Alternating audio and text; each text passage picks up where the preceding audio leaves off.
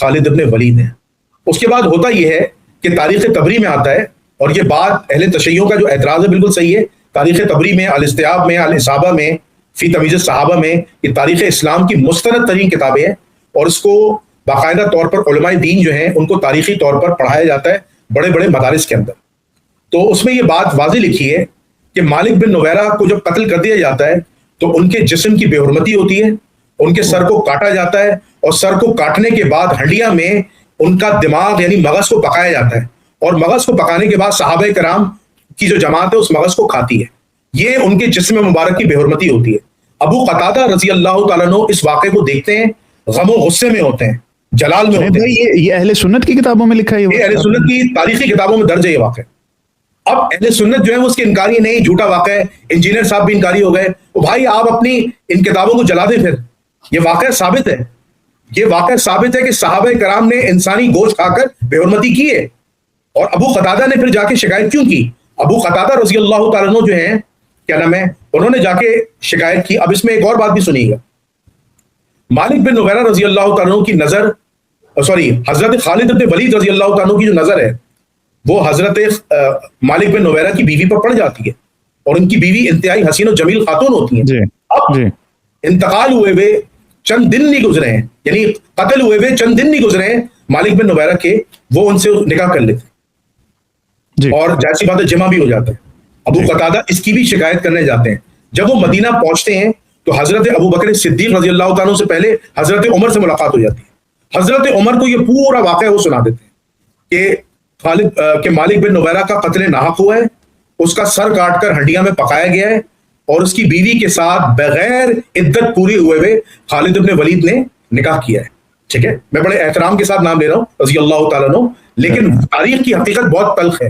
میں پورے چیلنج کے ساتھ یہ بات کہتا ہوں کہ الاستیاب میں، الاصابہ میں، ٹھیک ہے، تاریخ تبری میں یہ واقعہ جو ہے وہ ڈیٹیل کے ساتھ نقل ہے، لفظ بل لفظ، ٹھیک ہے۔ اور اگر کوئی مجھے چیلنج کرے گا تو میں اگلی نشست میں آ کے وہ سارے سکینز جو ہے فہد بھائی کے چینل پہ دکھا دوں، آپ بے شک اس کو نہ مانیں، آپ اس کو نہ مانیں۔ اچھا، اب سلسلہ کیا ہے؟ سلسلہ یہ ہے کہ حضرت عمر رضی اللہ تعالیٰ آگ بگولا ہو جاتے ہیں۔ اس کے بعد حضرت ابو بکر صدیق رضی اللہ تعالیٰ کی بارگاہ میں جاتے ہیں، بارگاہ خلافت میں احتجاج کرتے ہیں کہ خالد ابن ولید نے زنا کیا ہے، کہ اس نے کیسے بغیر نکاح، بغیر عدت پورے ہوئے مالک بن نویرہ کی بیوی سے نکاح کیا، یہ زنا ہے، اور اس بدکرداری پر خالد ابن ولید کو سنسار کر دیا جائے، قتل کر دیا جائے، یہ حضرت عمر چلا چلا کر حضرت ابو بکر کی بارگاہ میں کہہ رہے تھے۔ اس کے بعد حضرت عمر رضی اللہ تعالیٰ عنہ کہتے ہیں کہ مالک بن نویرہ کا جو قتل ہوا ہے وہ قتل ناحق ہے، اس کا اور قتل کی سزا قتل ہے، یعنی اگر خالد اور اس کی جماعت نے ایک مسلمان کو قتل کیا ہے تو قتل کی سزا قتل، اسے مار دیا جائے، یعنی خالد کو مار دیں۔ تو حضرت ابو بکر صدیق رضی اللہ تعالیٰ عنہ نے ایسا نہیں کیا۔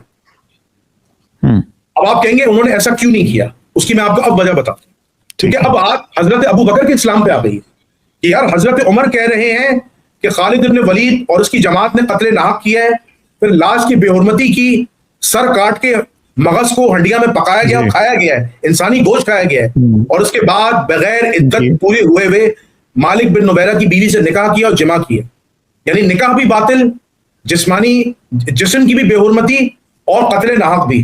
تو اب بچتا کیا ہے؟ لیکن حضرت ابو بکر صدیق رضی اللہ تعالیٰ عنہ سزا نہیں دے رہے۔ حضرت ابو بکر صدیق رضی اللہ تعالیٰ عنہ نے خالد ابن ولید کو معزول نہیں کیا۔ اس کی کیا وجہ؟ اب وجہ ذرا سنیے گا۔ وجہ یہ ہے کہ جب جنگ میں فتح ہو گئی اور خالد ابن ولید رضی اللہ تعالیٰ عنہ واپس مدینہ شریف آئے، اور ان کی شکایت حضرت عمر تک ابو قتادہ نے پہنچا دی تھی، اور حضرت عمر نے ان کی شکایت حضرت ابو بکر صدیق رضی اللہ تعالیٰ عنہ سے کر دی۔ تو خالد ابن ولید جب حضرت ابو بکر کی بارگاہ میں داخل ہوتے ہیں تو باہر حضرت عمر غصے سے آگ بگولا کھڑے ہوتے ہیں، تو حضرت عمر کو بغیر دیکھے حضرت ابو بکر کے پاس چلے جاتے ہیں۔ حضرت ابو بکر رضی اللہ تعالیٰ عنہ خالد ابن ولید سے پورا واقعہ سنتے ہیں۔ واقعہ سننے کے بعد حضرت ابو بکر صدیق رضی اللہ تعالیٰ عنہ مالک بن نویرہ کے بھائی کو بلاتے ہیں، کیونکہ مالک بن نویرہ کا جو بھائی ہوتا ہے وہ قصاص کا مطالبہ کرتا ہے، اور آپ کو پتا ہے قرآن مجید کے اندر قصاص کی دو قسمیں ہیں، یا تو قتل کی سزا قتل ہے، قتل ہے. اگر جیسے اگر کسی نے جی. کسی مسلمان کی گردن اڑائی اس کی بھی گردن اڑا دو.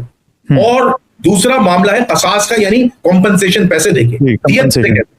تو حضرت ابو بکر صدیق رضی اللہ تعالیٰ عنہ نے مالک بن نویرہ کے گھر والوں کو, خاص طور پر ان کے بھائی کو کنونس کیا کہ آپ اس کی دیت لیں. تو حضرت ابو بکر صدیق رضی اللہ تعالیٰ عنہ نے خالد ابن ولید کے بہاف پر دیت دی ہے. آپ کو پتہ ہے ایک قتل کی جو سزا ہے, اگر آپ کسی مسلمان کا ناحق قتل کریں تو اس کی جو دیت کی سزا ہے جو ہمیں روایات میں ملتی ہے, آج کے دور میں بھی 200 بکریاں ہیں اسلامی شریعت کے مطابق بتا رہا ہوں, اور 100 اونٹ ہیں.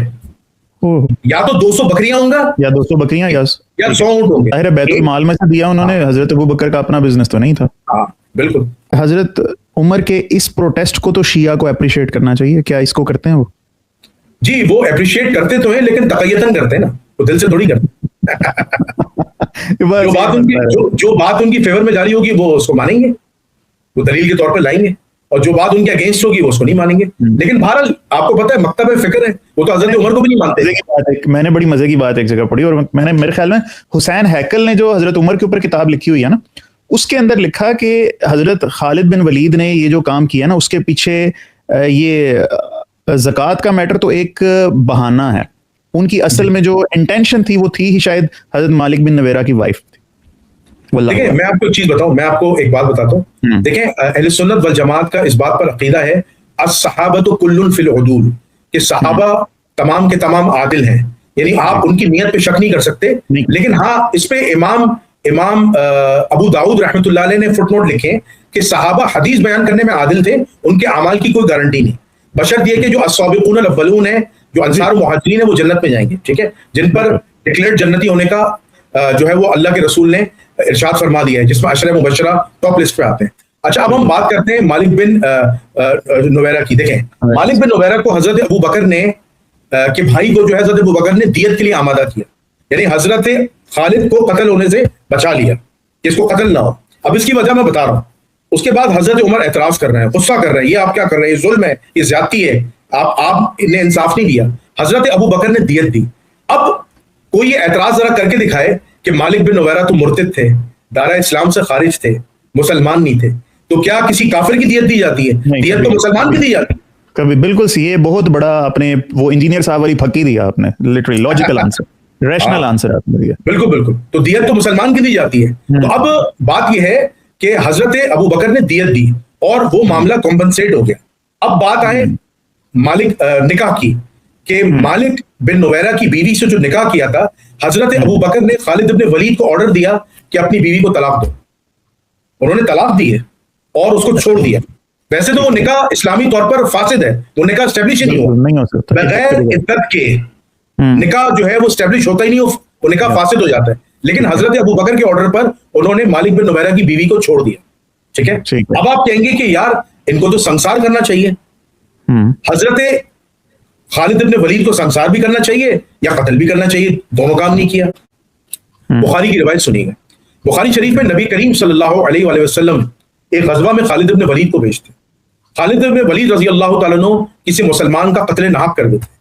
اسی طرح رسول کی بارگاہ میں وہ مسلمان اس مقتول کے لواحقین جو ہے وہ قصاص کے لیے آتے ہیں.